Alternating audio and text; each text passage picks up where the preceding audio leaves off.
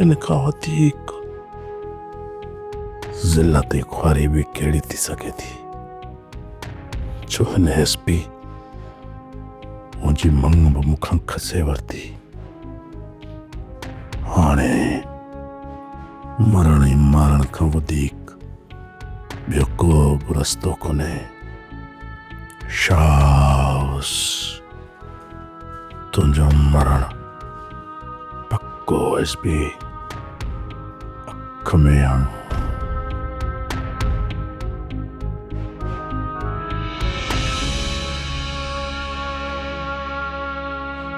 ये केड़ी हरकत आ गामू?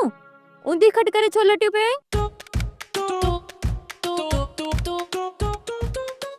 बुद्ध तेरा कुंडी रखी है। अरे एडा धूड़ा है तुझे मुंह में। तू यो गालाई छाती मुझे पुट सा ता गोठ में पिन न थी व냐। मुखा पुछण का बेहतर थई तो पंजे पुट का पुछ।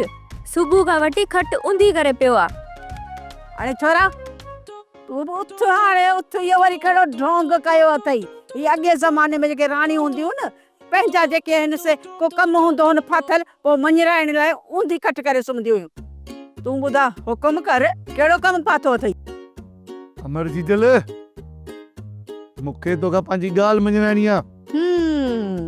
समझी वेस। अच्छा खपई मेले ते विंदे न उन लाइ पैसा खपनई न। न मां मेले ते कोन थो वञा।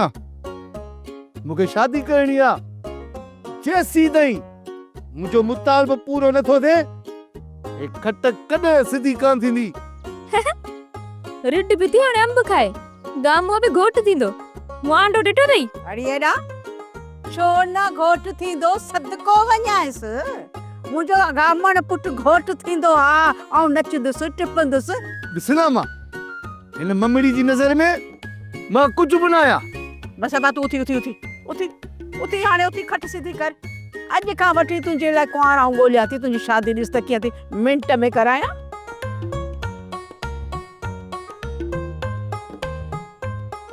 अमर जी दिल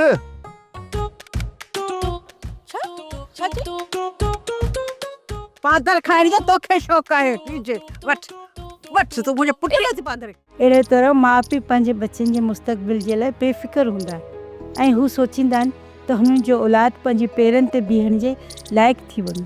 अम्मा तू मूंखे बचाए त वतो पर छा कंदी मुंहिंजो अम्मा? भगल थावनि जी ठिकरियुनि खे केरु संभालींदो अम्मा? केरु संभालींदो?